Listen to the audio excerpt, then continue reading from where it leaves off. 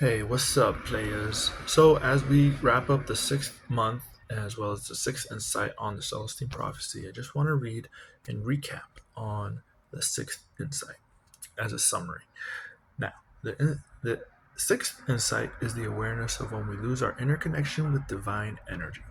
Often we find that at these times we are resorting to our personal and unconscious ways of manipulating others in order to regain energy for ourselves. The feeling of confidence, of fullness on an energy level is not just about the physical, but also on the spiritual.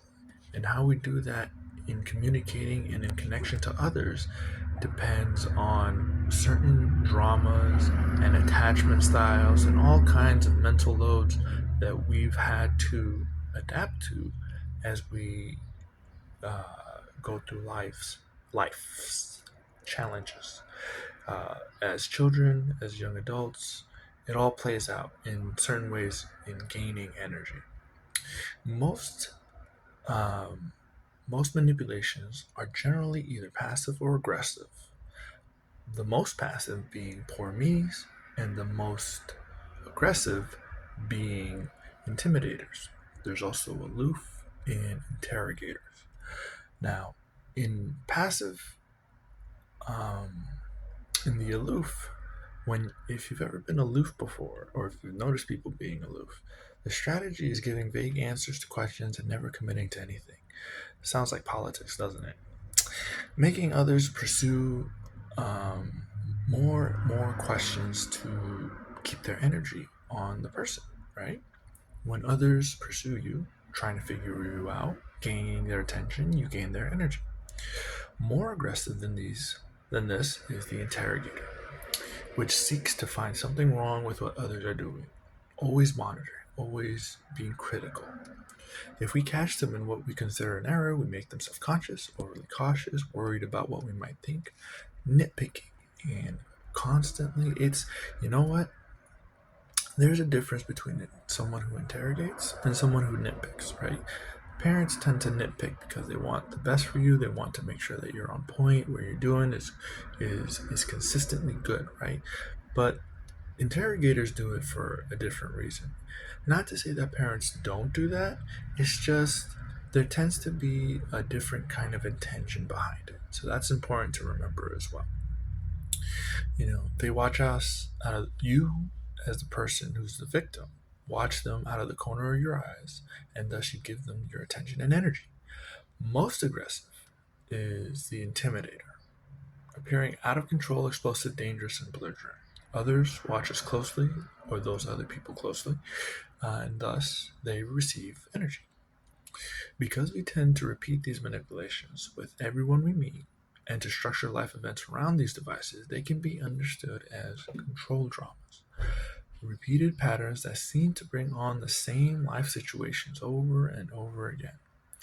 Once we bring our control dramas into consciousness, however, we begin to catch ourselves every time we revert to them, and so can stay connected with our inner energy, the energy that comes from us, our diets that work for our metabolic types, right?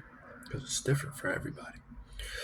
An analysis of our early childhood can reveal how our control dramas evolved, and once this is forgiven, in the sense of letting go of the baggage, we can see deeper reasons why we were placed with our early family, why we chose these as our parents.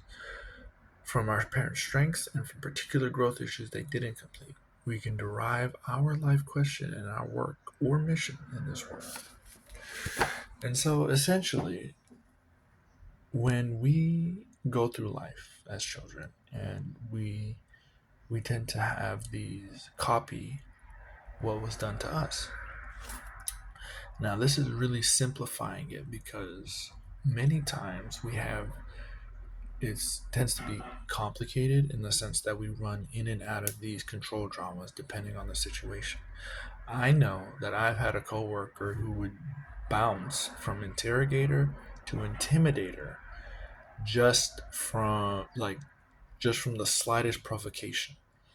And so that bouncing in and out has to do with, if you've been with this channel for a while, you'll know that there's called subpersonalities, or in triangle psychology, I forgot what it's called. I don't think it's called that, but it's you're bouncing in between different ways of being and interacting with the environment. And so that's the part that becomes complicated, where it seems like they're being very intimidating, but then they turn into like this aloof character, and then it's like you have to interrogate. It's this whole dynamic, okay? The important part, to simplify, is to just be consciously aware of it. Because if you're not aware of it, you can't change it. That's the first step.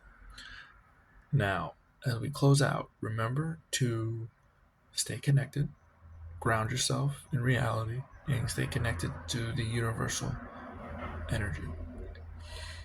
Be aware of what you do, and understand that's the first step to breaking your habits.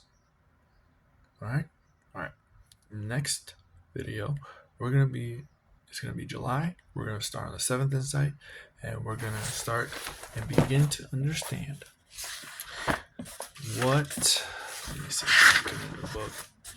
how to engage the flow at a higher rate to speed up the process.